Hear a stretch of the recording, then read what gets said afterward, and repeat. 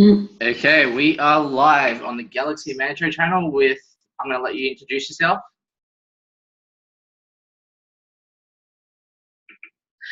Hello, I'm Charles Terrier.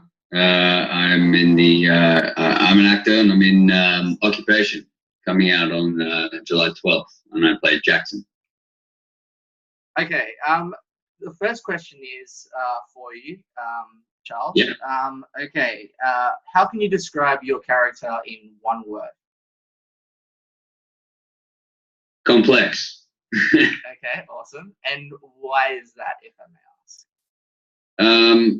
Jackson is, I guess, in many respects, I say because he's kind of, I guess, he's like the anti-hero in this film.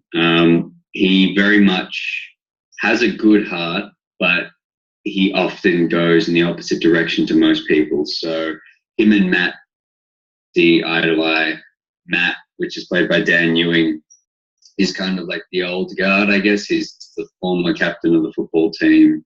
Jackson's the current captain of the football team. And they pretty much just have different philosophies and different, I guess, takes on life. And I think he's a very loyal and a very character at heart, Jackson. But I think as a result, if you get on his bad side, or if he thinks you're trying to get in his way, he just very easily just doesn't want to bar of it and doesn't want to bar of it, sort of thing. So in that respect, I'd say he's complex because as a result, create issues through only trying to do the best thing that he thinks for everyone. Awesome. Next question is, speaking about Dan, what was it like working with Dan and Rhiannon in Occupation? Yeah, they're both fantastic. Dan, obviously, like I said, plays Matt, who is, I guess, in some respects, almost like a rival to Jackson. Jackson's almost a rival to Matt because of their former history as football players and also as just general testosterone-filled blokes. Meanwhile, Rhiannon plays my lovely girlfriend in the film, Vanessa, who is a wonderful nurse, and they were both fantastic to work with. They both brought really different dynamics to the table, which was great. Rhiannon is such a lovely person, but also such a strong person, which is great. So she made some brilliant choices for Vanessa, and Dan equally. For Matt, he made it sort of fun and engaging and everything as well. And yeah, they really brought two, I guess, different dynamics and different personalities to the film, which helped create this idea of a family on the set, which I think was fantastic. Awesome. The third question is that I have for you. What did you learn out of the whole experience working on Occupation? For me, I learned obviously a plethora of things. Anytime being on a set, especially one of this magnitude, it can be really not overwhelming, but it can be a lot to take in. What I really learned from this was obviously the scale of productions and the effort that goes into it, but also how effectively a team can work, not just the actors, but the crew, everyone from makeup artists to grips to camera department, how it could all work seamlessly and how everyone could really click and come together and make a great product. I learned different techniques and different styles and different approaches to acting as well from different cast members, seeing the way that they went about their work compared to me and vice versa. I kind of just really learned about the sheer vastness that a project can encompass sometimes, the big days and everything, and knowing how to sort of, I guess, push through those times when people get tired. But I loved every second of it, and I had an absolute ball, so I couldn't wait to do it again. Awesome. And why should people go see Occupation? Look, I've seen the film now, and I was blown away. I think Occupation it's something we don't do in Australia, obviously. You don't see a lot of Australian tailored sci-fi or action or kind of, I guess, big budget, grandiose style films. this is an opportunity to not only get out there and see that sort of Australian take on sci-fi, but it has such a brilliant message. It's not just a typical bang, bang, shoot 'em up sort of action film. It's got a heart. It's a lot of heart. There's a lot of complex, different characters in there with different storylines, different, I guess you'd say, obstacles to overcome, different egos and all that sort of stuff, and seeing how these 10, I think it's 10 off the top of my head, 10 completely different personalities come together and gel, don't gel, clash, is not only, it makes for watching a really great storytelling, but also adds so much to these action sequences that then come up in the film and really keeps everyone invested. And that's, as someone who's not just a part of the cast or the crew, but as a movie watcher, you know, I sat there when I saw it the first time and I was really glued to the screen, going, okay, and then what happens? And then what happens, you know, because I hadn't seen it yet. And the scale of the special effects and everything too, and the practical effects and, you know, the costuming, like, just, it was really, it's sort of wonderful, visceral, all-encompassing experience.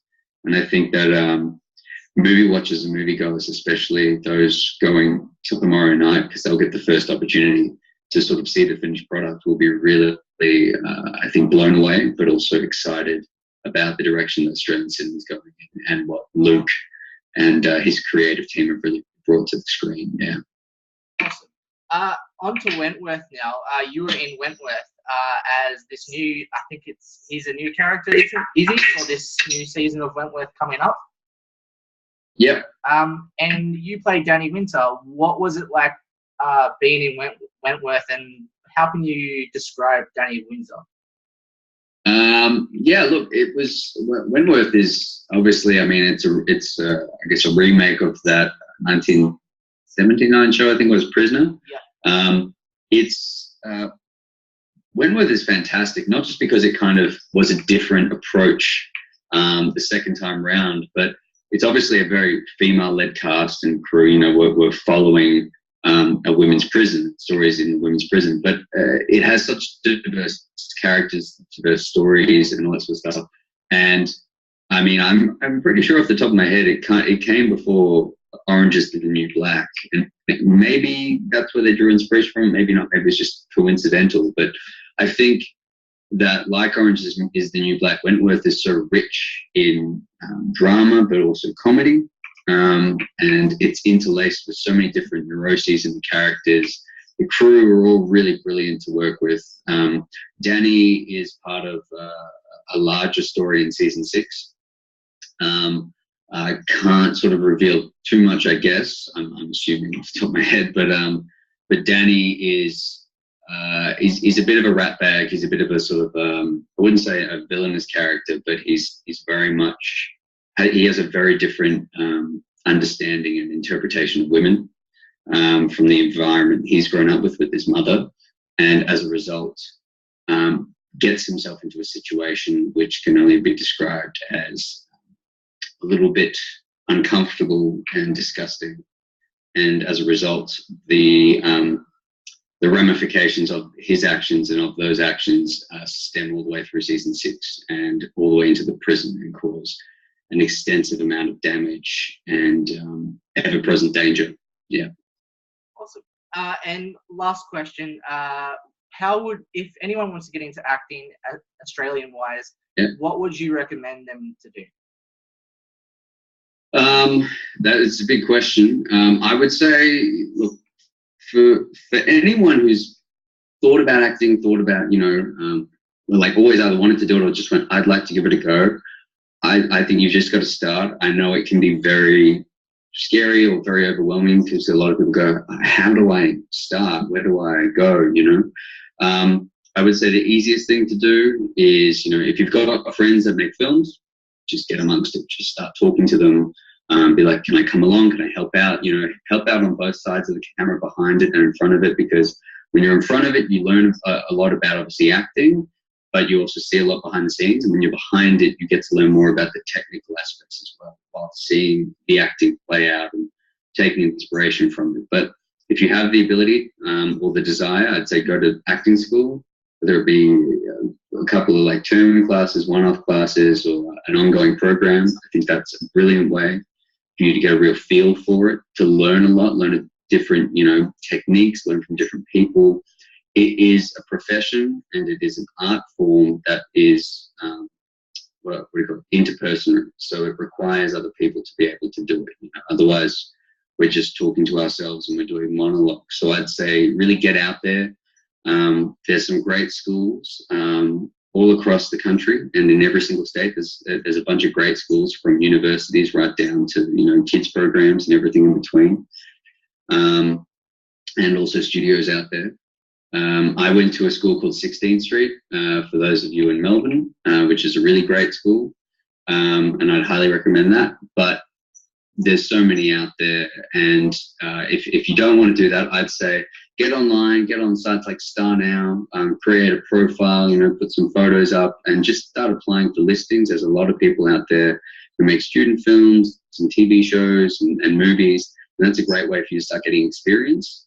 And yeah, you can also then go out to agencies with some of your work, or you can start there as well if you want. But there's a plethora of ways you can do it. And the most important thing is that you just start and you just give it a go, regardless of whether it's acting, stand-up comedy, clowning, whatever it is you want to do. It all stems from a form of acting, which is great. Awesome. Well, thank you so much for doing this interview on the Galaxy Metro channel, Charles. Please, people, get on board, support Charles Terrier. He's such a truly amazing actor and person. So thank you so much, and I really appreciate you coming on to my show, the Galaxy Metro channel. So thank you so much. It's been an absolute pleasure, Jacob. Thank you. That's all good. Thank you so much, viewers and subscribers, for tuning in, and see you all next time. Bye for now. See you next time.